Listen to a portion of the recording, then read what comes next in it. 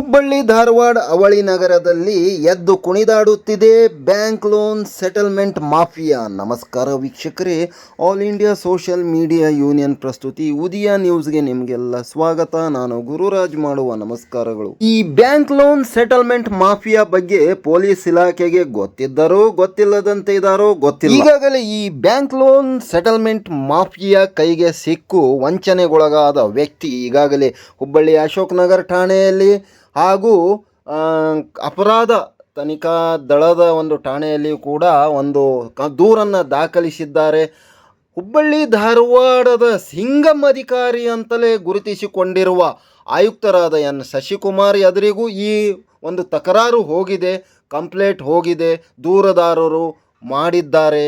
ಈ ಕುರಿತಂತೆ ಆ ವಂಚನೆ ಮಾಡಿದ ಒಂದು ಮಾಫಿಯಾ ಗ್ಯಾಂಗ್ನ ಲೀಡರ್ ಯಾರೋ ಹುಬ್ಬಳ್ಳಿಯ ಸೆಟಲ್ಮೆಂಟ್ ಏರಿಯಾದ ಹಮೀದ್ ಶೇಖ್ ಏನಂತಾರೆ ಅಂದರೆ, ಇಂಥ ಕಮಿಷನರ್ಗಳನ್ನು ನಾನು ನೋಡಿದ್ದೀನಿ, ನಂದು ದೊಡ್ಡ ದೊಡ್ಡ ಲೆವೆಲ್ ಮಟ್ಟಿಗಿದೆ, ರಾಜಕಾರಣಿಗಳು ದೊಡ್ಡ ದೊಡ್ಡ ಕಿಶೆಯಲ್ಲಿದ್ದಾರೆ ಅಂತ ಹೇಳಿ ಆ ದೂರನ್ನು ಕೊಟ್ಟಂಥ 35 ಲಕ್ಷ ರೂಪಾಯಿ ಕಳೆದುಕೊಂಡಂಥ ವ್ಯಕ್ತಿಯನ್ನ ಮನೆಗೆ ಕರೆಸಿಕೊಂಡು ಮಾರಣಾಂತಿಕ ಹಲ್ಲೆ ನಡೆಸಿದ ಘಟನೆಯೂ ಕೂಡ ಶಶಿಕುಮಾರ್ ಸಾಹೇಬ್ರಿಗೂ ಗೊತ್ತು. ನೋಡೋಣ, ಆದರೂ ಒಂದು ಆಶಾಭಾವನೆ ಅನ್ನೋದು ಇರುತ್ತೆ ಅಲ್ಲಿ ಇಲ್ಲಿ. ನೋಡೋಣ, ಪಾಪ ಇವರಿಗೆ ಈ 35 ಲಕ್ಷ ಹಣ ಕಳೆದುಕೊಂಡಂಥ ವ್ಯಕ್ತಿಗಳಿಗೆ ಎನ್ ಶಶಿಕುಮಾರ್ ಅವರು ನ್ಯಾಯ ದೊರಕಿಸಿ ಕೊಡ್ತಾರೆಂಬ ಆಶಾಭಾವನೆಯಿಂದ ನಮ್ಮ ಮಾಧ್ಯಮ ಗೆಳೆಯರೆದುರಿಗೆ ಬಂದಿದ್ದಾರೆ. ನೋಡಿ, ಘಟನೆ ವಿವರ ಹೇಳ್ತಾ ಹೋಗ್ತೀನಿ. ಇನ್ಮೇಲೆ ಅವರು ಮಾತಾಡಿದ್ದಾರೆ ನಮ್ಮ ಮಾಧ್ಯಮದೊಂದಿಗೆ. ಸದಾ ಲಿಂಕ್ನಲ್ಲಿರಿ, ಸಬ್ಸ್ಕ್ರೈಬರ್ ಮಾಡಿ. ಸತ್ಯ ವಸ್ತುನಿಷ್ಠ ವರದಿಗಾಗಿ, ವಿಚಿತ್ರ ವರದಿಗಳಿಗಾಗಿ ಸದಾ ನೋಡಿ all India social media union ಪ್ರಸ್ತುತಿ ಉದಯ ನ್ಯೂಸ್. ಉದಯ ನ್ಯೂಸನ್ನು ಯಾವಾಗಲೂ ನೋಡ್ತಾ ಇರಿ. ವಂಚನೆಗೊಳಗಾದಂಥ ಈ ತಡ್ಕೋಡ್ ಸಹೋದರರು ಮತ್ತು ಅವರ ತಂದೆಯವರು ನಮ್ಮ ಮಾಧ್ಯಮ ಎದುರಿಗೆ ಬಂದು ಪಾಪ ಅಳ್ತಾ ಇದ್ದರು.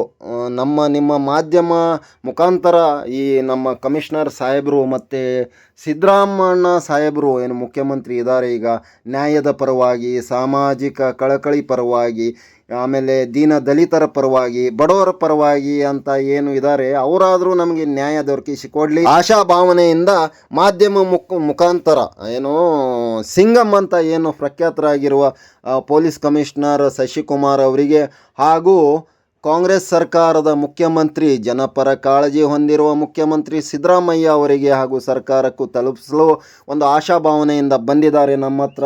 ನಮ್ಮ ಮಾಧ್ಯಮ ಅಂದರೆ ಪ್ರಜಾಪ್ರಭುತ್ವದ 4ನೇ ಅಂಗ. ಈ ರೀತಿಯಾದರೂ ನಮಗೆ ನ್ಯಾಯ ದೊರಕಿಸಿಕೊಡಲಿ ಅಂತ ಅಳ್ತಾ ಅವರು ನಮ್ಮ ಹತ್ರ ಬಂದಿದ್ದಾರೆ. ನೋಡಿ, ಘಟನೆ ವಿವರ ಹೇಳ್ತಾ ಹೋಗ್ತೀನಿ. ನೋಡಿ ಏನಾಗಿದೆ, ಧಾರವಾಡದ ಇಮಾಮ್ ಹುಸೇನ್ ತಡ್ಕೋಡ್ ಹಾಗೂ ಅವರ ತಂದೆಯವರು ಈ ಸೆಂಟ್ ಮಿಲಾಗ್ರೀಸ್ ರೀಗಲ್ ಟಾಕೀಸ್ನಲ್ಲಿದೆ ಧಾರವಾಡದಲ್ಲಿ. ಬಂದ ನಂತರ ನಿಮ್ಗೆ ಗೊತ್ತಾಗತ್ತೆ, ಈ ಬ್ಯಾಂಕ್ನಲ್ಲಿ ಒಂದು 25 ಲಕ್ಷ ರೂಪಾಯಿ ಲೋನ್ ಮಾಡಿರ್ತಾರೆ. ಅದು ಏನಾಗತ್ತೆ, ವ್ಯವಹಾರ ನುಕ್ಸಾನ ಆಗಿಬಿಡುತ್ತೆ ಒಂದು ವರ್ಷದ ನಂತರ. ಒಂದು ವರ್ಷವರೆಗೆ ಅವರು ಕರೆಕ್ಟ್ ತುಂಬ್ತಾನೆ ಹೋಗ್ತಾರೆ. ಒಂದು ವರ್ಷದ ನಂತರ 10 ಲಕ್ಷ ರೂಪಾಯಿ ಬಡ್ಡಿ ಆಗುತ್ತೆ, ಆ 35 ಲಕ್ಷ ರೂಪಾಯಿ ಆಗುತ್ತೆ. ಆ 35 ಲಕ್ಷ ನಂತರ ಅವರ ಆರ್ಥಿಕ ತಡ್ಕೊಡೋ ಬಂಧುಗಳ ಆರ್ಥಿಕ ಮಟ್ಟ ಕುಸಿತ ಹೋಗುತ್ತೆ. ಈಗ ಅದು 74 ಲಕ್ಷಕ್ಕೆ ಬಂದು ನಿಂತಿದೆ. ಆ 74 ಲಕ್ಷ ರೂಪಾಯಿ ಅವರು ಅಲ್ಲಿ ಇಲ್ಲಿ ತಮ್ಮ ಸಮಸ್ಯೆಗಳನ್ನು ಹೇಳ್ತಾ ಇರುವಾಗ ಹುಬ್ಬಳ್ಳಿಯ ಸೆಟಲ್ಮೆಂಟ್ ಏರಿಯಾದ ಏನೋ ಈ ವ್ಯಕ್ತಿ ಸಿಕ್ಕಿದಾನೆ ಅವರಿಗೆ. ಯಾರು ನೋಡ್ತಾ ಇರ, ಹಮೀದ್ ಶೇಖ್. ಏನು ನಾನು ಫಸ್ಟಿಗೆ ಬಲದಿಂದ ಎಡಕ್ಕೆ ಇದ್ದಾಗ ಫಸ್ಟ್ ಏನು ಗೋಗಲ್ ಹಾಕ್ಕೊಂಡಿದ್ದಾರಲ್ಲ ವ್ಯಕ್ತಿ, ಅವರೇ ಆ ವ್ಯಕ್ತಿ ಇವರಿಗೆ ಪರಿಚಯ ಆಗ್ತಾರೆ, ತಡ್ಕೋಡ ಸಹೋದರರಿಗೆ. ಆ ವ್ಯಕ್ತಿ ಹೇಳ್ತಾನೆ, ದೊಡ್ಡ ದೊಡ್ಡ ರಾಜಕಾರಣಿಗಳು ಅಧಿಕಾರಿಗಳು ನನ್ನ ಕಿಶೆ ಒಳಗಿದ್ದಾರೆ, ನಾನು ಬ್ಯಾಂಕ್ ಅಧಿಕಾರಿಗಳು ಕೂಡ ನನಗೆ ಪರಿಚಯ ಇದ್ದಾರೆ, ನಾನು ಸೆಟಲ್ಮೆಂಟ್ ಮಾಡ್ತೀನಿ, 74 ಲಕ್ಷ ಹೋಗಿ ನಾನು 35 ಲಕ್ಷ ರೂಪಾಯಿಗೆ ನಾನು ನಿಮ್ಮ ಸೆಟಲ್ಮೆಂಟ್ ಮಾಡ್ತೀನಿ, ನೀವು ಡೋಂಟ್ ವರಿ, ಬಿ ಹ್ಯಾಪಿ ಅಂತ ಹೇಳಿ ಅವರಿಗೆ 35 ಲಕ್ಷ ರೂಪಾಯಿ ತಂದುಕೊಡಿ ಅಂತ ಹೇಳಿ ಅಲ್ಲಿಂದ ಹೋಗ್ತಾರೆ. ಆದರೆ ಈ ಬ್ಯಾಂಕ್ ಲೋನ್ ಸೆಟಲ್ಮೆಂಟ್ ರೂವಾರಿ ಏನು ಕಿಂಗ್ ಮೇಕರ್ ಏನು ಇದಾನಲ್ಲ ಹಮೀದ್ ಶೇಖ್, ಆತ ಒಂದು ದೊಡ್ಡ ಒಂದು ಪ್ಲ್ಯಾನನ್ನೇ ಹೆಣಿತಾನೆ. ಈ ಸೆಂಟ್ ಮಿಲಾಗ್ರೀಸ್ ಬ್ಯಾಂಕಿನ ಒಂದು ಅಧಿಕಾರಿ ಅಂತ ಹೇಳಿ ತನ್ನ ಗ್ಯಾಂಗಿನ ಒಂದು ಲೀಡರ್ನ ಕರ್ಕೊಂಡು ಬಂದುಬಿಟ್ಟು ಅವನಿಗೆ ಒಳ್ಳೆ ಡ್ರೆಸ್ ಹಾಕಿಬಿಟ್ಟು ಮ್ಯಾನೇಜರ್ ಅಂತ ಹೇಳಿ ಅವ್ರಿಗೆ ಪರಿಚಯ ಮಾಡಿಸ್ತಾರೆ. ಆಮೇಲೆ ನಕಲಿ ಲೆಟರ್ ಹೆಡ್, ನಕಲಿ ID, ನಕಲಿ ಫೋರ್ಜರಿ ಸಹಿ ಮಾಡಿದ ಒಂದು ಎಲ್ಲ ಡಾಕ್ಯುಮೆಂಟ್ಸ್ ತಡ್ಕೊಡು ಸಹೋದರರಿಗೆ ಕೊಡ್ತಾರೆ. ನೋಡಿ 35 ಲಕ್ಷ ರೂಪಾಯಿ ಆಗಿದೆ, ನೀವು ಕೊಟ್ಟುಬಿಡಿ, ಸೆಟಲ್ಮೆಂಟ್ ಎಲ್ಲ ಮಾಡಿದ್ದೀನಿ ನಾನು ಅಂತ ಹೇಳಿ ಅಲ್ಲಿಂದ ಹೋಗಿಬಿಡ್ತಾರೆ. ನಂತರ ತಿಂಗಳು ಹೋಗುತ್ತೆ, 2 ತಿಂಗಳು ಹೋಗುತ್ತೆ. ತಡ್ಕೊಡು ಸಹೋದರಿಗೆ ಯಾಕೋ ಡೌಟ್ ಬರುತ್ತೆ. ಅವ್ರು ಹೋಗಿ ಧಾರವಾಡದ ರೀಗಲ್ ಟಾಕೀಸ್ನಲ್ಲಿರುವ ಸೆಂಟ್ ಮಿಲಾಗ್ರೀಸ್ ಬ್ಯಾಂಕಿಗೆ ಹೋಗಿ ಚರ್ಚೆ ಮಾಡ್ತಾರೆ. ಅಧಿಕಾರಿಗಳಿಗೆ ಆ ಡಾಕ್ಯುಮೆಂಟ್ಸ್ ಎಲ್ಲ ತೋರಿಸ್ತಾರೆ. ಅಬ್ಬಬ್ಬಾ, ಆಕಾಶವೇ ಕೆಳಗೆ ಬಿದ್ದಂಗಾಯ್ತು ಅವರಿಗೆ, ತಮ್ಮ ತಲೆ ಮೇಲೆ ಬಿದ್ದಂಗಾಯ್ತು. ಆವಾಗ ಗೊತ್ತಾಯಿತು ಇದೆಲ್ಲ ಫೋರ್ಜರಿ, ಇದೆಲ್ಲ ನಕಲಿ ಲೆಟರ್ ಹೆಡ್ಡು ಡಾಕ್ಯುಮೆಂಟ್ಸ್ ಅಂತ. ಹೋಗ್ತಾರೆ. ನಂತರ ಆ ಹುಬ್ಬಳ್ಳಿಯ ಸೆಟಲ್ಮೆಂಟ್ ಏರಿಯಾದಲ್ಲಿರುವ ಹಮೀದ್ ಶೇಖ್ ಮನೆಗೆ ಹೋಗ್ತಾರೆ.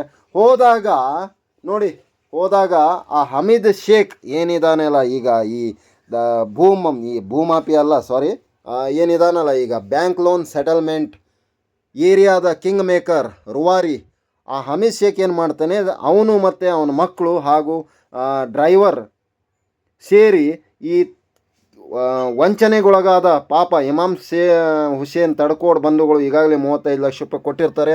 ಆ ತಡ್ಕೋಡ್ ಬಂಧುಗಳ ಮೇಲೆ ಮಾರಣಾಂತಿಕ ಹಲ್ಲೆ ಮಾಡ್ತಾರೆ.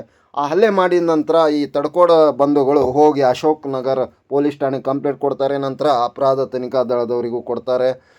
ಅಲ್ಲಿಂದ ನೋಡಿ ಅಲ್ಲಿ ಏನು ಮಾಡ್ತಾರೆ, ಕಮಿಷನರ್ ಅವ್ರ ಹತ್ರ ಬಂದುಬಿಟ್ಟು ತಾನು ಸ್ವಲ್ಪ ದಿನಗಳಲ್ಲಿ ಅವ್ರದ್ದು ಮುಟ್ಟಿಸ್ತೀನಿ ಹಾಗೆ ಹೀಗೆ ಅಂತ ಬರೆದು ಕೊಡ್ತಾನೆ. ಬರೆದ ನಂತರ ಏನೂ ಇಲ್ಲ, ಸ್ವಿಚ್ ಆಫ್ ಬರುತ್ತೆ ಫೋನು. ಸ್ವಿಚ್ ಆಫ್ ಬಂದ ನಂತರ ಇವರು ಮತ್ತೆ ಅವನಿಗೆ ಹೋಗ್ತಾರೆ ಮನೆ ಕಡೆ. ಇಲ್ಲ, ನೀವು ಪ್ರೆಸ್ನವ್ರ ಹತ್ರ ಯಾಕೆ ಹೋದ್ರಿ, ನೀವು ಹೋಗಬೇಡಿ, ನೀವು ಪೊಲೀಸ್ ಸ್ಟೇಷನ್ಗೆ ಹೋಗಬೇಡಿ, ಹಾಗೆ ಹೀಗೆ ಅಂತ ಒದರಾಡಿ ಕಳಿಸ್ತಾರೆ. ನಂತರ ನೋಡಿ ಪಾಪ ಈಗ ಇವರು 35 ಲಕ್ಷ ರೂಪಾಯಿನೂ ಕಳ್ಕೊಂಡ್ರು. ಬ್ಯಾಂಕ್ ಲೋನ್ 74 ಲಕ್ಷ ರೂಪಾಯಿ ಅಲ್ಲಿ ಬಂದು ಕೂತಿದೆ ಮೈ ಮೇಲೆ. ನೋಡಿ ಯಾವ ರೀತಿ ಇರುತ್ತೆ ಬ್ಯಾಂಕ್ ಲೋನ್ ಸೆಟಲ್ಮೆಂಟ್. ಹುಬ್ಬಳ್ಳಿ ಧಾರವಾಡದಲ್ಲಿ ಒಂದು ಮಾಫಿಯಾ ಬೆಳೆದಿದೆ ಅಂದರೆ 35 ಲಕ್ಷ ರೂಪಾಯಿ ಹಣನೂ ಹೋಯಿತು, 74 ಲಕ್ಷ ರೂಪಾಯಿ ಬ್ಯಾಂಕ್ನಲ್ಲಿ ಲೋನ್ ಇದೆ. ಈಗ ಅವ್ರು ಏನು ಮಾಡಬೇಕು ಗೊತ್ತಾಗ್ತಾ ಇಲ್ಲ. ನಮಗೆ ಕಮಿಷನರ್ ಸಾಹೇಬರು ಒಂದು ವೇಳೆ ನಮಗೆ ನ್ಯಾಯ ದೊರಕಿಸಿ ಕೊಡದಿದ್ದರೆ ಕಾಂಗ್ರೆಸ್ ಸರ್ಕಾರದ ಸಾಮಾಜಿಕ ಕಳಕಳಿ ದೀನಬಂಧು ದೀನದಲಿತರ ದೇವರು ಅಂತ ಏನು ಮುಖ್ಯಮಂತ್ರಿ ಇದ್ದಾರೆ ಸಿದ್ದರಾಮಣ್ಣ, ಧಾರವಾಡದ ಉಸ್ತುವಾರಿ ಸಚಿವರಾದ ಅವರು ಬಡವರ ಬಗ್ಗೆ ಭಾಳ ಕಾಳಜಿ ಇದ್ದಾರೆ. ಅವರು ಯಾರೋ ನಮ್ಮ ಸಂತೋಷ್ ಲಾಡ್ ಸಾಹೇಬರು ಮತ್ತು ಧಾರವಾಡ ಹುಬ್ಬಳ್ಳಿ ಪೊಲೀಸ್ ಇಲಾಖೆ ಸಿಂಗಂ ಕಮಿಷನರ್ ಸಾಹೇಬರು ಎನ್ ಶಶಿಕುಮಾರ್, ಇವರೆಲ್ಲ ಜಿಲ್ಲಾಧಿಕಾರಿ ಮೇಡಮ್, ಇವರು ಒಂದೇ ಎಲ್ಲ ಸೇರಿ ನಮಗೆ ನ್ಯಾಯ ಕೊಡಲಿಲ್ಲ ಅಂದರೆ ಈ ಆರೋಪಿಯನ್ನು ನಮ್ಮ 35 ಲಕ್ಷ ರೂಪಾಯಿ ಏನು ಇವರು ವಂಚನೆ ಮಾಡಿ ಈಗ 74 ಲಕ್ಷ ರೂಪಾಯಿಗೆ ಏನು ತಂದಿಟ್ಟಿದ್ದಾರೆ, ನಮಗೆ ನ್ಯಾಯ ಕೊಡಲಿಲ್ಲ ಅಂದರೆ ನಾವು ತಡ್ಕೋಡು ಇಮಾಮ್ ಹುಸೇನ್ ತಡ್ಕೋಡು ಇವರೆಲ್ಲ ಸೇರಿ ನಾವು ಬಂಧುಗಳು ಮನೆಯವರು ನಮ್ಮ ತಾಯಿ ತಂದೆಯವರೆಲ್ಲ ನಾವು ಊರ್ಲ್ ಹಾಕೋತೀವಿ, ನಾವು ಆತ್ಮಹತ್ಯೆ ಮಾಡಿಕೊಳ್ತೇವೆ ಅಂತ ಹೇಳಿ ಕಣ್ಣೀರು ಸುರಿಸ್ತಾ ಇದ್ದಾರೆ. ಇದರಿಂದ ನಮ್ಮ ಮಾಧ್ಯಮಗಳ ಮುಖಾಂತರ ಇಮಾಮ್ ಹುಸೇನ್ ತಡ್ಕೋಡ್ ಹಾಗೂ ತಡ್ಕೋಡ್ ಸಹೋದರರು ಇಷ್ಟೇ ವಿನಂತಿ ಮಾಡ್ಕೋತಾ ಇದ್ದಾರೆ ಸಿದ್ದರಾಮಣ್ಣ ಸಾಹೇಬರಿಗೆ, ಮುಖ್ಯಮಂತ್ರಿಗಳಿಗೆ, ಆಮೇಲೆ ಸಂತೋಷ್ ಲಾಡ್ ಸಾಹೇಬರಿಗೆ, ಆಮೇಲೆ ಕಮಿಷನರ್ ಸಿಂಗಂ ಧಾರವಾಡ ಹುಬ್ಬಳ್ಳಿ ಪೊಲೀಸ್ ಇಲಾಖೆ ಹುಲಿ ಕಮಿಷನರ್ ಎನ್ ಶಶಿಕುಮಾರ್ ಅವರಿಗೂ ರಿಕ್ವೆಸ್ಟ್ ಮಾಡ್ಕೋತಾ ಇದ್ದಾರೆ, ದಯವಿಟ್ಟು ಈ ಸಮಸ್ಯೆಯನ್ನು ಬಗೆಹರಿಸಿಕೊಡಿ. ನಾವು ಹಣನೂ ಕಳೆದುಕೊಂಡಿದ್ದೇವೆ 35 ಲಕ್ಷ ರೂಪಾಯಿ. ಇತ್ತ ಸೆಂಟ್ ಮಿಲಾಗ್ರೀಸ್ ಬ್ಯಾಂಕ್ನಲ್ಲಿ 74 ಲಕ್ಷ ರೂಪಾಯಿ ಬಡ್ಡಿ ಚಕ್ರ ಬಡ್ಡಿ ಬೆಳೆದಿದೆ. ನಾವು ಏನು ಮಾಡಬೇಕು ಏನು ತಿಳಿತಾ ಇಲ್ಲ, ದಯವಿಟ್ಟು ನಮಗೆ ನ್ಯಾಯ ಕೊಡಿ ಅಂತ ಹೇಳಿ ಕಳಕಳಿಯಿಂದ ಬೇಡ್ಕೋತಾ ಇದ್ದಾರೆ. ನೋಡಿ ಅವರೇ ಮಾತಾಡ್ತಾ ಇದ್ದಾರೆ, ಕೇಳೋಣ ಬನ್ನಿ, ನೋಡೋಣ ಬನ್ನಿ. ಸದಾ ಉದಯ್ ನ್ಯೂಸ್ ನೋಡಿ, all India social media union ಪ್ರಸ್ತುತಿ ಇದು. ನಾನು ಗುರುರಾಜ್. ನೋಡಿ ಅವರೇ ಹೇಳ್ತಾ ಇದ್ದಾರೆ, ಕೇಳ್ತಾ ಇದ್ದಾರೆ, ಕೇಳೋಣ ಬನ್ನಿ ವೀಕ್ಷಕರೇ. ಲೈಕ್ ಮಾಡಿ, ಸಬ್ಸ್ಕ್ರೈಬರ್ ಮಾಡಿ, ನಮ್ಮ ಉದಯ್ ಚಾನಲ್ ಬೆಳೆಸಿ. ಸರ್ ಏನಿಲ್ಲ, ನನ್ನ ಹೆಸರು ಯೂಸುಫ್ ಜಮೀಲ್ ತಡ್ಕೋಡ್ ಅಂತೇಳಿ. ಇವ್ರು ನಮ್ಮ ಅಣ್ಣಾರ. ಇವರು ನಮ್ಮ ಡ್ಯಾಡಿ ಒಂದು ಬ್ಯಾಂಕ್ನಲ್ಲಿ ಲೋನ್ ತೊಗೊಂಡಿದ್ರು ನಮ್ಮ ಪ್ರಾಪರ್ಟಿ ಮೇಲೆ. ಒಂದು ಹಳೆ ಮನೆ ಇತ್ತು, ಅದು ಸ್ವಲ್ಪ ಬಿಸ್ನೆಸ್ ಸಂಬಂಧ ಅಂತೇಳಿ ಲೋನ್ ತಗೊಂಡಿದ್ರು, ಒಂದು 30 ಲ್ಯಾಕ್ ರುಪೀಸ್. ಅದು ಟೋಟಲ್ ಈಗ ಯಾವ ಬ್ಯಾಂಕಲ್ಲಿ ತೊಗೊಂಡಿದ್ರಿ? ಅದು ಸೆಂಟ್ ಮಿಲಾಗ್ರೀಸ್ ಅಂತ ಕ್ರೆಡಿಟ್ ಸಹೋದರ ಕೋಆಪರೇಟಿವ್ ಸೊಸೈಟಿ ಅಂತ ಹೇಳಿದೆ, ಧಾರವಾಡದ ಮಾರ್ಕೆಟ್ನಲ್ಲಿ ಬ್ರ್ಯಾಂಚ್ ಇದೆ ಸರ್. ಆ ಬ್ರ್ಯಾಂಚ್ನಲ್ಲಿ ಲೋನ್ ತೊಗೊಂಡಿದ್ವಿ. ಟೋಟಲ್ ನಮ್ಮ ಡ್ಯಾಡಿ ಒಂದು 9 ಮಂತ್ಸ್ 10 ಮಂತ್ಸ್ ಅಷ್ಟೇ ಲೋನ್ ತುಂಬಿದ್ರು ಸ್ಟಾರ್ಟಿಂಗ್. ಆಮ್ಯಾಗ ಬಿಸ್ನೆಸ್ನಲ್ಲಿ ಲಾಸ್ ಆಗ್ತಾ ಇದೆ ಅಂಥೇಳಿ ಅವರು ಲೋನ್ ಒಟ್ಟೆ ತುಂಬಿದ್ದಿಲ್ಲ ಒಂದು 2016-17ದಿಂದ. ಆಮ್ಯಾಗ ಒಂದು 2022ದಾಗ ಕೇಸ್ ಅದು ಕೋರ್ಟಿಂದ ನೋಟಿಸ್ ಅದು ಬರೋದು ಸ್ಟಾರ್ಟ್ ಆಗಿತ್ತು. ಸೊ ಅದರ ಟೋಟಲ್ ಲೋನ್ ಅಮೌಂಟ್ ಎಲ್ಲ ಸೇರಿಸಿ ಒಂದು 65 ಲ್ಯಾಕ್ ಸಮಥಿಂಗ್ ಆಗಿತ್ತು. ಈಗ ಅದು ಕೋರ್ಟಿಗೆ ಅಡ್ಡಾಡೋದು ಅದೆಲ್ಲ ಭಾಳ ನಮ್ಮ ಡ್ಯಾಡಿಗೂ ತ್ರಾಸ ಆಗ್ತಾಯಿತ್ತು. ಮಾತಿಗೆ ಅಲ್ಲಿ ಅಡ್ಡಾಡೋದು ಇಲ್ಲಿ ಅಡ್ಡಾಡೋದು ಅಂಥೇಳಿ. ಸೊ ಅದ್ರ ಸಂಬಂಧ ನಮ್ಮ ಅಣ್ಣ ಏನು ಮಾಡಿದ, ಸೆಟಲ್ಮೆಂಟ್ ಏನಾರ ಮಾಡೋಣ ತಡ್ರಿ ಅಂತೇಳಿ ನೋಡೋಣ ಅಂತೇಳಿ ಅದು ಅಡ್ಡಾಡತ್ತಿದ್ದ. ಆಮ್ಯಾಗ ನಮ್ಮ ಅಣ್ಣನ ಒಂದು ಫ್ರೆಂಡ್ ಒಬ್ಬ ಇನ್ನೊಬ್ರು ಹುಬ್ಳಿಯಾಗ ಯಾರೋ ಸೆಟಲ್ಮೆಂಟ್ ಮಾಡ್ತಾರೆ ಅಂತ ಹೇಳಿದ್ಗಳು ಗೊತ್ತಾತ್ಕೊಳ್ಳೆ ನಮ್ಮ ಅಣ್ಣ ಹೋಗಿ ಅಲ್ಲಿ ಸೆಟಲ್ಮೆಂಟ್ ಸಂಬಂಧ ಕೇಳಿದ ಕೂಡ ಅವ್ರು ಏನಂದ್ರೆ ಆಯ್ತು ತೋರಿ ನಾವು ಮುಗಿಸ್ತೀವಿ ಇದು ಎಷ್ಟಾಗಿ ಟೋಟಲ್ ಅಂತ ಕೇಳಿದ ಕೂಡ ಯಾರೂರು? ಅಲ್ಲಿ ಹುಬ್ಳ್ಯಾಗ ಯಾರೋ ಹಮೀಶ್ ಶೇಖ್ ಅಂತ ಹೇಳಿ ಅದಾರ ಸರ್. ಅದು ಸಿ ಬಿ ಟಿ ಹತ್ರ ಒಂದು ಆಫೀಸ್ ಇದೆ, ಸೆಟಲ್ಮೆಂಟ್ ಆಫೀಸ್ ಅಂತೇಳಿ, ಏನೋ ಅವ್ರು ಸೀಸಿಂಗ್ ಎಲ್ಲ ಮಾಡ್ತಿರ್ತಾರೆ ಆಫೀಸ್, ಅದರ ಆಫೀಸಲ್ಲಿ. ಅಲ್ಲಿ ಆಫೀಸ್ದಾಗ ಹೋಗಿ ಇವ್ರು ಎಲ್ಲರೂ ಮಾತಾಡೋರು. ನಾನು ಹೋಗಿದ್ದಿಲ್ಲ, ಇವರೆಲ್ಲರೂ ಹೋಗಿ ಇವ್ರದ್ದು ಫ್ರೆಂಡ್ಸ್ ಎಲ್ಲ ಸೇರಿ ಏನೇನು ಮಾಡೋದು ಅಂತೇಳಿ ಇವ್ರು ಹೋಗಿ ಮಾತಾಡೋದೆಲ್ಲ ಕಂಟಿನ್ಯೂ ಮಾಡಿದ್ರೆ. ಆಮ್ಯಾಗ ಅವ್ರು ಏನಂದ್ರೆ 37 ಲ್ಯಾಕಿಗೆ ನಾವು ಮುಗಿಸ್ತೀವಿ, ಅದು ಬ್ಯಾಂಕ್ದಾಗ ಮತ್ತು ನಾವು ಸೆಟಲ್ಮೆಂಟ್ ಎಷ್ಟಾದ್ರೂ ಮಾಡ್ತೀವಿ, ಆದ್ರೆ ನಮ್ಗೆ ಒಂದು 35 lakh rupees ನೀವು ಕೊಡ್ಬೇಕು ಅಂತೇಳಿ ಹಿಂಗೆ ಮಾತಾಗಿತ್ತು. ನಮ್ಮ ಅಣ್ಣ ಅದಕ್ಕೆ ಒಪ್ಪಿದ. ಆಯ್ತು ತೋರಿ ನಾನು 35 lakh rupees ಕೊಡ್ತೇನೆ, ಆದರೆ ಏನು ಬೇಕಾದ್ ಮಾಡಿರಿ, ನನ್ನ ಪ್ರಾಫಿಟ್ ನಂಗೆ ಉಳಿಸ್ಕೊಡ್ರಿ ಅಂತೇಳಿ ನಮ್ಮ ಅಣ್ಣನೂ ಮಾತಾಡಿದ. ಹ್ಞೂ ಅಂತ ಹೇಳಿದ್ರು ಅವ್ರು. ಆಮ್ಯಾಗ ನಮ್ಮ ಅಣ್ಣ ಸ್ವಲ್ಪ ಅಕೌಂಟ್ ಥ್ರೂ ಚಕ್ಲಿನೂ ಎಷ್ಟು ಒಂದು 15 ಲಕ್ಷ ಏನೋ ಚಕ್ಲಿ ಕೊಟ್ಟಾನ.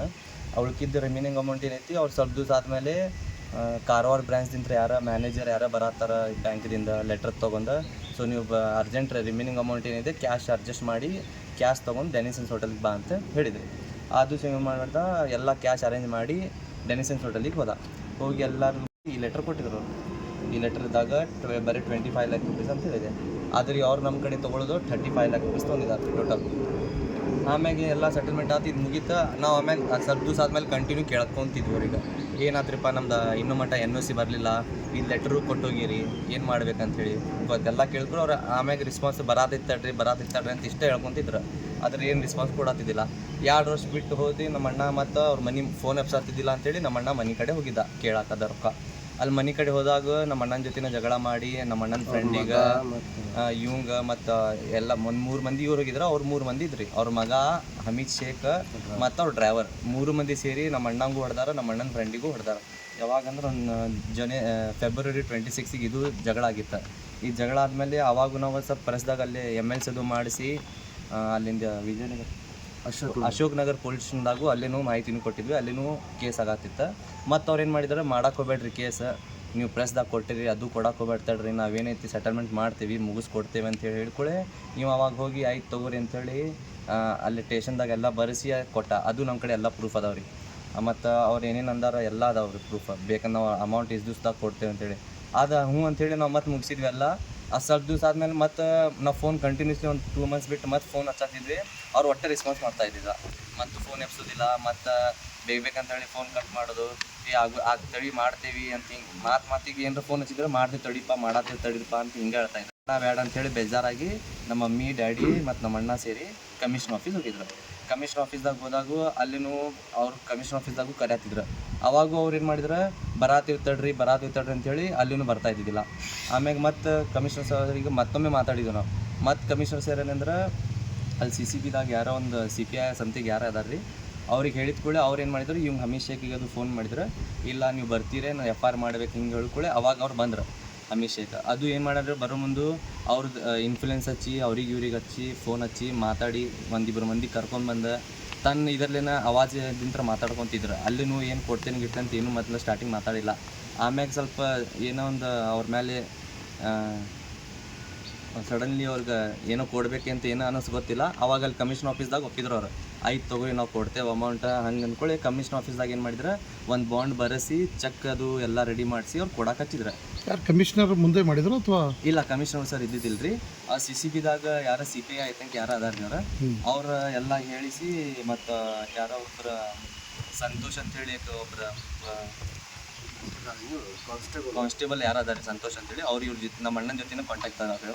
ಅವ್ರು ಮಾತಾಡಿಸಿ ಏನು ಮಾಡಿದ್ರೆ, ಇದೊಂದು ಬಾಂಡ್ ಇದೆಲ್ಲ ಅರ್ಜಿ ಕೊಟ್ಟಿದ್ರಿ ಕಮಿಷನ್ ಆಫೀಸ್ದಾಗ. ಇದೆಲ್ಲ ಸ್ವಲ್ಪ ಮೇಲ್ ತಗೋರೋದು, ಇದೆಲ್ಲ ಕಮಿಷನ್ ಆಫೀಸ್ದಾಗ ಅರ್ಜಿ ಕೊಟ್ಟಿದ್ದ ಸ್ಟಾರ್ಟಿಂಗ. ಅದಾದಮೇಲೆ ಇದೊಂದು ನೋಟಿಸ್ ಇದೆ, ಇದೊಂದಿದೆ ನೋಟಿಸ್ ಪೊಲೀಸ್ ಸ್ಟೇಷನಲ್ಲಿ ಕೊಟ್ಟಿದ್ದು.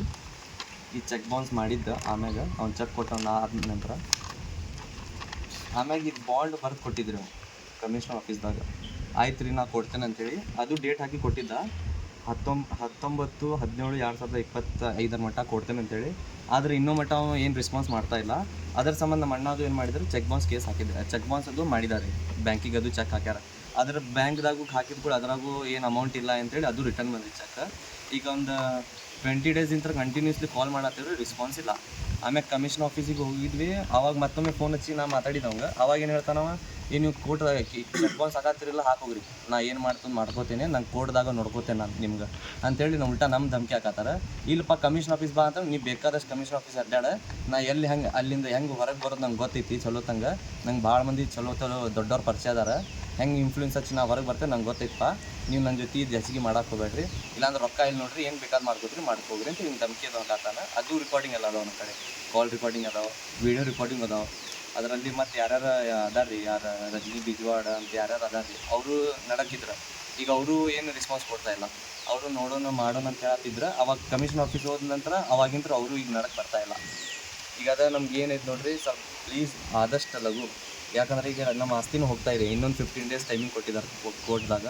ಆ 15 ಡೇಸ್ ಆತಂದ್ರೆ ಅದ್ರ ಒಳಗೆ ಏನಾರು ಮುಗೀತಂದ್ರೆ ಚಲೋ, ಇಲ್ಲ ಅಂದ್ರೆ ನಾವು ಹರಾಜು ಹಾಕ್ತೇವೆ ಅಂತ ಕುಂತಿದ್ದಾರೆ ರೀ. ಅದ್ರಾಗ ನಮ್ಮ ಆಸ್ತಿನೂ ಮನಿನೂ ಹೊಂಟೈತಿ, ಉಳ್ಕಿದಿಲ್ಲಿ ಕ್ಯಾಶ್ ರೊಕ್ಕ ಕೊಟ್ಟಿದ್ದು ಅದು ಹೊಂಟೈತಿ. ಸ್ವಲ್ಪ ನಿಮ್ಗೆ ಏನಾರ ಮಾಡಿ ಒಂದು ಪರಿಹಾರ ತೆಗೆದುಕೊಡ್ರಿ ಅಂತೇಳಿ ನಾವು ವಿನಂತಿ ಮಾಡ್ತೀವಿ ಕಮಿಷನ್ ಆಫೀಸರ್. ಸರ್ ಈಗ ಚೆಕ್ ಕೊಟ್ಟಿದ್ರಲ್ಲ, ಎಷ್ಟು ಚೆಕ್ ಕೊಟ್ಟಿದ್ರು ಅವರು? ಈಗ ಅವ್ರು 3 ಚೆಕ್ ಕೊಟ್ಟಿದ್ದಾರೆ ಸರ್.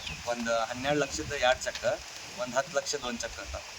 ಅದು ಹಾಕಿದ ನಂತರೂ ನಾವು ಹೇಳತ್ತೇವೆ ಅವ್ರಿಗೆ, ನಾವು ಇನ್ನೂ ಕೇಸ್ ಹಾಕಿಲ್ಲ, ಆ ಡೇಟ್ ಮುಗೀತೈತೆ ಅಂಥೇಳಿ ನಾವು ಚೆಕ್ ಹಾಕೇವಿ, ಆದರೂ ನೀವು ರೆಸ್ಪಾನ್ಸ್ ಕೊಡತ್ತಿಲ್ಲ ಅಂದ್ಕೊಂಡು ಉಲ್ಟಾ ನಮ್ಗೆ ಏನು ಹೇಳ್ತಾನವ, ನೀವು ಯಾರಿಗೆ ಕೇಳಿ ಹಾಕಿಲ್ಲ ಚೆಕ್, ನಂಗೆ ಕೇಳಿ ಹಾಕಬೇಕಾಗಿತ್ತು, ನಂಗೆ ಕೇಳಿ ಎದಕ್ಕೆ ಹಾಕಿಲ್ಲ, ನೀವು ಹೋಗ್ರಿ ಕೋರ್ಟಿಗೆ, ಹಂಗಿದ್ರೆ ಏನು ಮಾಡ್ತೀರಿ ಮಾಡ್ಕೋಗ್ರಿ, ನಂಗೆ ಕೋರ್ಟ್ದಾಗಿಂತರೂ ಹೆಂಗೆ ಬರೋದು ನಂಗೆ ಗೊತ್ತೈತಿ, ನಂಗೆ ಚಲೋ ಇನ್ಫ್ಲೂಯೆನ್ಸರ್ ಎಲ್ಲ ಚಲೋ ಪರಿಚಯ ಅದಾರ, MLA ಅದು, ನಾ ಹೆಂಗೆ ಹೊರಗೆ ಬರೋದು ನಂಗೆ ಗೊತ್ತೈತೆ ಅಂತ ಹಿಂಗೆ ನಂಗೆ ಧಮಕಿ ಕೊಡ್ತಾ ಇದ್ದಾರೆ. ಕಮಿಷನ್ ಅಲ್ಲ ಇಷ್ಟೆಲ್ಲ ಆಯ್ತು, ಮತ್ತು ಅವು ಈ ಥರ ನಿಮ್ಮ ಕಾಡಿದ ನಂತರ ಮತ್ತೇನಾದರೂ ಕಮಿಷನ್ ಆಫೀಸ್ ಹೋಗಿದ್ರೆ ನೀವು?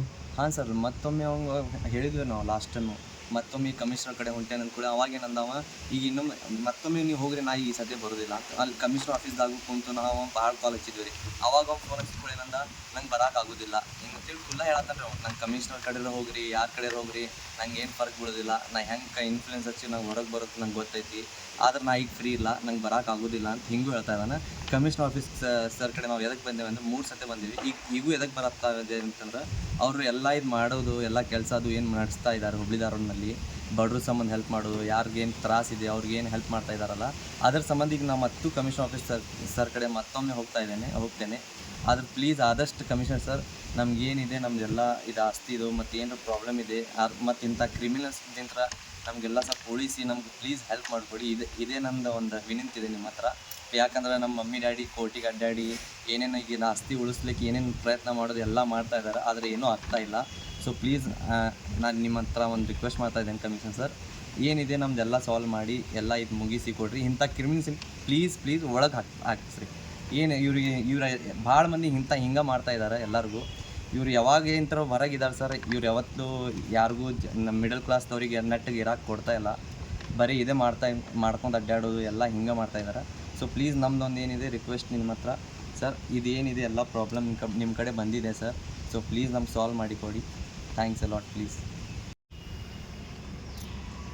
ಅಲ್ಲ ಈಗ ನೀವು ಇಷ್ಟೆಲ್ಲ ಆಯಿತು ಆದ ನಂತರ ಕಮಿಷನರ್ ಕಡೆ ಹೋಗಿದ್ರಲ್ಲ ಒಂದು ಸಲ, ಸ್ಟಾರ್ಟಿಂಗ್ ಹೋಗ್ಬೇಕಂತ ಹೇಳಿದ್ರಿ, ಆದ್ರೆ ಹಿಂಗೆ ಮೊದಲು ಕಾಲ್ ಹಚ್ಚಿದ್ದೇವೆ ನಾವು, ನೋಡ್ರಿಪ್ಪ ನಾವು ಹಿಂಗೆ ನೀವು ಏನು ಕೊಟ್ಟಿಲ್ಲ ಅಂದ್ರೆ ಅಮೌಂಟ್, ನಾವು ಕಮಿಷನರ್ ಆಫೀಸರ್ ಕಡೆ ಹೋಗ್ತೀವಿ ಅಂತ ಹೇಳಿಕೊಳ್ಳಿ. ಇವೆಂದ ನೀವು ಕಮಿಷನರ್ ಆಫೀಸ್ ಕಡೆ ಹೋಗ್ರಿ, ಎಲ್ಲರೂ ಹೋಗ್ರಿ, ನನಗೆ ಇನ್ಫ್ಲೂಯೆನ್ಸ್ ಚಲೋ ಐತಿ, ನಾ ಹೆಂಗೆ ಅಲ್ಲಿಂದ ಹೊರಗೆ ಬರೋದು ನಂಗೆ ಗೊತ್ತೈತಿ ಅಂತ ಹೇಳಿದ. ನಾವೇನಂದ್ವಿ, ಆಯ್ತು ತಗೋಪ್ಪ ಹಂಗಿದಂದ್ರೆ ನಾವು ಕಮಿಷನರ್ ಸರ್ ಕಡೆ ಹೋಗ್ತೀವಿ. ಆದರೆ ಎದಕ್ಕಂದ್ರೆ ಕಮಿಷನರ್ ಸರ್ ಈಗ ಏನೇನು ಮಾಡ್ತಾ ಇದ್ದಾರೆ ನಮ್ಮ ಧಾರವಾಡ ಹುಬ್ಳಿಯಲ್ಲಿ, ಅದು ನೋಡಿನ ಅವ್ರ ಮೇಲೆ ಸ್ವಲ್ಪ ಭರೋಸೆ ಇಟ್ಟಿದ್ದಾನೆ. ಅವ್ರೇನು ನಮ್ಮ ಆಸ್ತಿ ಸಂಬಂಧ ಅದು ನಮ್ದು ಏನು ಪ್ರಾಬ್ಲಮ್ ಇದೆ ಸಾಲ್ವ್ ಮಾಡ್ತಾರೆ ಅಂತೇಳಿ. ಸೊ ಅವ್ರ ಕಡೆನೂ ನಾವು ಹೋಗಿ ಅವ್ರ ಕಡೆ ತೋರಿಸಿದ್ವಿ, ಎಲ್ಲ ಪೇಪರ್ಸ್ ಎಲ್ಲ ಕಮಿಷನರ್ ಸರ್ಗೂ ತೋರಿಸಿದ್ವಿ. ಅವ್ರೇನಂದ್ರೆ ಅದು CCB ಅವ್ರ ಕಡೆ ನಾವು ಹೋಗ್ರಿ, ನಾವು ಮಾತಾಡಿ ನಾ ಹೇಳಿರ್ತೇನೆ ಅಂಥೇಳಿ ಒಂದು ಲೆಟರ್ ಒಂದು ತಿಂಗಳ ಹಿಂದೆ ನಮ್ಮ ಮಮ್ಮಿ ಡ್ಯಾಡಿ ಎಲ್ಲರೂ ಹೋಗಿದ್ರು. ಮತ್ತು ಏನಾಗಿತ್ತು ಅಂತ ಕೇಳಾಕ ಅವಾಗ ಅವ್ರು CCBದವ್ರು ಏನನ್ನತ್ತಾರ, ಇಲ್ಲ ಸರ್ ಅವ್ನು ಬರಾತಿಲ್ಲ, ನಾವೇನು ಮಾಡೋಕ್ಕೆ ಬರೋದಿಲ್ಲ, ನೀವು ಬೇಕಂದ್ರೆ ನಿಮ್ಮ ಏರಿಯಾ ಪೊಲೀಸ್ ಸ್ಟೇಷನ್ ಯಾವ್ದು ಬರ್ತೈತಿ ಅಲ್ಲಿ ಹೋಗಿ ಕಂಪ್ಲೇಂಟ್ ಮಾಡಿರಿ, ಇಲ್ಲಾಂದ್ರೆ FIR ಮಾಡಿರಿ, ಇಲ್ಲಾಂದ್ರೆ ಚೆಕ್ ಬೌನ್ಸ್ ಕೇಸ್ ಚೆಕ್ಕರ ಹೆಂಗ್ರೆ ನಾವು ಚೆಕ್ ಕೊಡ್ಸೇವಿ, ಆ ಚೆಕ್ ಹಾಕಿ ನೀವು ಕೋರ್ಟಿಗೆ ಮಾಡಿ ಚೀಟಿಂಗ್ ಕೇಸ್ ಅದು ಮಾಡಿ ಅಂತ ಹೇಳಿದಾರೆ ಅಷ್ಟೇ ಅವ್ರು. ನಾವೇನು ಹೇಳ್ತಾ ಇದ್ದೀವಿ, ಈಗ ಇಲ್ಲಿ ಮಟ್ಟ ಬಂದೀವಿ, ಈಗ ಎಲ್ಲ ಮೀಸತ್ತು ಕೊಟ್ಟಾರ, ನಮ್ಮ ಕೋರ್ಟಿಗೆ ಅಡ್ಡಾಡೋಕೆ ಆಗೋದಿಲ್ಲ ಅಂಥೇಳಿ ನಾವು ಕಮಿಷನ್ ಆಫೀಸಿಗೆ ಬಂದೇವಿ. ಅಲ್ಲಿಂದು ಪರಿಹಾರ ಏನು ಸಿಗ್ತಾ ಇಲ್ಲ ಅಂಥೇಳಿ ಈಗ ಮತ್ತು ನಾವು ಪ್ರೆಸ್ ಥ್ರೂ ಎಲ್ಲ ಪ್ರೆಸ್ದವ್ರಿಗೆ ಮಾತಾಡಿ ಈಗ ಅವ್ರ ಥ್ರೂ ನಾವು ಬಂದಿದ್ದೀವಿ ಇಲ್ಲಿಗೆ. ಸರ್ ಏನಂದ್ರಿ ಅವ್ರು ಸರ್ ಏನಂತ ಕಮಿಷನರ್ ಸರ್ ಅವ್ರು ಏನು ಅಷ್ಟೇ ಏನು ಮಾತಾಡಲಿಲ್ಲ, ಆದ್ರೆ ಅವರು ಒಂದು CCBದವ್ರಿಗೆ ಬರ್ದು ಕೊಟ್ಟಿದ್ರು, ಇದು ಕೇಸ್ ಏನೈತಿ ಲಘು ಲಘು ಐತಿ ಸಾಲ್ವ್ ಮಾಡಿ ಕೊಡ್ರಿ ಏನೈತಿ ನೋಡ್ರಿ ಅಂತ ಹೇಳಿ. या कैमरे देखो बात करो इधर करना.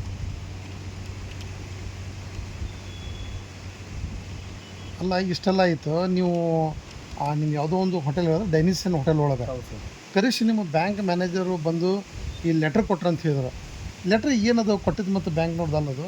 ಸರ್ ಇದು ಲೆಟ್ರ್ ಕೊಟ್ಟ ಸರ್ ಅವ ಸೆಟಲ್ಮೆಂಟ್ ಲೆಟ್ರ್ ಅಂತ ಹೇಳಿ ನಮಗೆ ರೊಕ್ಕ ಎಸ್ಕೊಂಡು ಲೆಟ್ರ್ ಕೊಟ್ಟ ಸರ್ ಈಗ 25 ಲಕ್ಷ ರೂಪಾಯಿ ಸೆಟಲ್ಮೆಂಟ್ ಮಾಡಿಸಿನ ಅಂತ ಹೇಳಿ. ಸೊ ನಾವು ಅವನಿಗೆ ಕೊಟ್ಟು 35 ಲಕ್ಷ ರೂಪಾಯಿ ಟೋಟಲ್ ಎಲ್ಲ ಸೇರಿಸಿ ಕಮಿಷನ್ ಅಥವಾ ಏನೂ ಆಯ್ತು. ಈಗ ಲೆಟರ್ ಕೊಟ್ಟ ತಕ್ಷಣ ಏನಾಯ್ತು, ಲೆಟ್ರ್ NOC ಬರ್ತೈತೆ ಯಾರು ಬರ್ತೈತೆ ನಮಗೂ ಬ್ಯಾಂಕ್ ಮ್ಯಾನೇಜರ್ ಮತ್ತು ಎಲ್ಲರೂ ಕೂಡಿ ಲೆಟರ್ ಕೊಟ್ಟು ರೊಕ್ಕ ತೊಗೊಂಡು ಹೋದ್ರು ಸರ್ ಅವರು. ಆಮೇಲೆ ಬ್ಯಾಂಕಿಗೆ ಹೋಗಿ ನಾವು ಚೆಕ್ ಮಾಡಿಸಿದ್ವಿ 1 ತಿಂಗಳು ಬಿಟ್ಟು 45 ಡೇಸ್ ಆದಮ್ಯಾಗ ಅವ್ರೇನಾದ್ರು ಇದು ಲೆಟರ್ ಒಂದಲ್ಲ ಡೂಪ್ಲಿಕೇಟ್ ಇದೆ ಅಂತೇಳಿ ನಮಗೆ ಚೀಟ್ ಮಾಡಿದ್ರು ಸರ್ ಇವಾಗ ಈ ಡೂಪ್ಲಿಕೇಟ್ ಲೆಟರ್ ಕೊಟ್ಟ. ಆಮೇಲೆ ಬ್ಯಾಂಕ್ ಜೊತೆ 45 ಡೇಸ್ ಆದ ನಂತರ ಬ್ಯಾಂಕಿಗೆ ಹೋದಾಗ ಅವ್ರೇನಂದ್ರೆ ಸರ್ ಇದು ನಮ್ಮ ಬ್ಯಾಂಕಿಂದಲ್ಲ, ನಮ್ಗೆ ಹಂಗೇನು ಇನ್ಫಾರ್ಮೇಷನ್ ಬಂದಿಲ್ಲ, ಕಾರವಾರ ಬ್ರಾಂಚ್ದಿಂದ ಇದೆಲ್ಲ ಫೇಕ್ ಇದೆ ಸರ್, ನಿಮ್ಮ ಜೊತೆ ಚೀಟಿಂಗ್ ಆಗಿದೆ ಅಂತ ಹೇಳಿ ಕೂಡ ನಾವು ಸ್ವಲ್ಪ ಶಾಕ್ ಆಗಿ ನಾವು ಅವ್ರಿಗೆ ಫೋನ್ ಕೇಳ್ತಾ ಇದ್ವಿ. ಆದರೆ ಅವ್ನು ರೆಸ್ಪಾನ್ಸ್ ಕೊಡ್ತಾ ಇಲ್ಲ. ನೀವು ಆ್ಯಸ್ ಇಟ್ ಈಸ್ ಬ್ಯಾಂಕ್ನಲ್ಲಿ ಹೆಂಗೆ ಸೀಲ್ ಇರುತ್ತೆ ಅದೇ ಸೀಲ್ ಇದೆ, ಆ ಟೈಪ್ ಮೇಲೆ ಸಿಗ್ನೇಚರು ಮಾಡಿದ್ದಾರೆ. ಮತ್ತು ಎಲ್ಲ ನಮ್ಮ ಜೊತೆನೂ ಚೀಟಿಂಗ್ ಮಾಡ್ಯಾರ. ಬ್ಯಾಂಕ್ ಹೆಸರಲ್ಲೇ ಬ್ಯಾಂಕ್ದವ್ರಿಗೂ ಚೀಟಿಂಗ್ ಮಾಡಿದ್ದಾರೆ ಸರ್. ನೀವು ನೋಡ್ಕೋಬೋದು ಎಲ್ಲ ಲೆಟ್ರ್ ಇಲ್ಲೇ ಎಲ್ಲ ಇದೆ. ನಮ್ಮ ಕಡೆ ತೊಗೊಂಡಿದ್ದು 35 ಲ್ಯಾಕ್ಸ್, ಇದರಲ್ಲಿ ಇರೋದು 25 ಲ್ಯಾಕ್ಸ್. ಅದು ತುಂಬೋದು ಎಷ್ಟು 45 ಡೇಸ್ನಲ್ಲಿ ತುಂಬಬೇಕಂತ ಹೇಳಿನೂ ಇದೆ ಅದರಲ್ಲಿ. ಇನ್ನೂ ಮಟ್ಟ ಕಾರ್ಡ್ ಕೊಡ್ಕೊಂತಿದ್ದಾರೆ. ಫೇಕ್ ಆದ್ಮೇಲೆ ನಾವು ಆ್ಯಕ್ಷನ್ ಡೇಟು ಇದೆ ಸರ್ ಇದರಲ್ಲಿ. ಯಾವಾಗ ನಾವು ಕೊಟ್ಟಿದ್ದ 9/11/2023 ಎಲ್ಲ ಅಮೌಂಟ್ ಕೊಟ್ಟಿದ್ದಾರೆ ಸರ್. ಅದು ಇವತ್ತಿಗೆ ಟೋಟಲ್ ಈಗ 3 ಇಯರ್ಸ್ ಆಗೋ ಸಮೀಪ ಆಗಿದೆ ಸರ್. ಇನ್ನೂ ಮಟ್ಟ ಅವ್ರದ್ದು ಏನೂ ರೆಸ್ಪಾನ್ಸ್ ಇಲ್ಲ. ಈಗ ಮ್ಯಾನೇಜರ್ ಅಂತ ಹೇಳಿ ಬಂದಿದ್ದಲ್ರಿ, ಅವ್ರದ್ದು ವಿಡಿಯೋನೂ ಐತಿ ನಿಮ್ಮ ಕಡೆ? ಇದೆ ಸರ್, CCTVಯಲ್ಲಿ ನಮ್ಮ ಹತ್ರ ಇದೆ ಎಲ್ಲ ಇದೆ ಸರ್. ಅವ್ರು ಯಾರದಾರ ಅಂತೇಳಿ ಅದು ಇದೆ. ಆಮ್ಯಾಗ ಇದು ನೋಡಿದಾಗ ಈಗ ಕೇಳಾಕ ನಮ್ಮ ಮನೆಗೆ ಹೋದಾಗ ಹೊಡೆದಾಡ್ತಾವ ಸರ್. ನಮ್ಮದು ಅಶೋಕ್ ನಗರ್ನಲ್ಲಿ ಒಂದು ಮನೆ ಇರುತ್ತೆ, ಅಲ್ಲಿ ಮನೆ ಹೋದ ತಕ್ಷಣ ಅವ್ರ ಮಗ ಮತ್ತು ಅವ ಎಲ್ಲರೂ ಸೇರಿ ಅನ್ನೋ ಹೊಡೆದಿವಿ ಸರ್. ಏನಾಗಿತ್ತಪ್ಪ 45 ಡೇಸ್ನಾಗ ಹಿಂಗೆ ಫೇಕ್ ಲೆಟ್ರ್ ಐತಿ, ಫೋನ್ ಎಪ್ಸಾಕೈತಿ ಇಲ್ಲಿ, ಮತ್ತು ಏನು ಮಾಡ್ಬೇಕಂತ ಹೇಳಿದ್ರೆ ಅವಾಗ ಹೊಡೆದಾಡ್ತಾ ಆತನಾಗ ಇದೆಲ್ಲ ಲೆಟ್ರ್ ಎಲ್ಲರೂ ಭಾಳ ಮಂದಿ ಜೊತೆನೂ ಮಾಡ್ಯಾನ ಸರ್. ನಾವು ಇದೇ ಚೀಟಿಂಗ್ ಐ ಥಿಂಕ್ ಇದೇ ಕೆಲಸ ಇರ್ಬೋದು ಸರ್ ಅವ್ನು, ಅದು ಗೊತ್ತಿಲ್ಲ. ಅದ್ರ ಒಂದು 3-4 ಕೇಸ್ ನಾನು ಕೇಳಿದ್ದೇನೆ.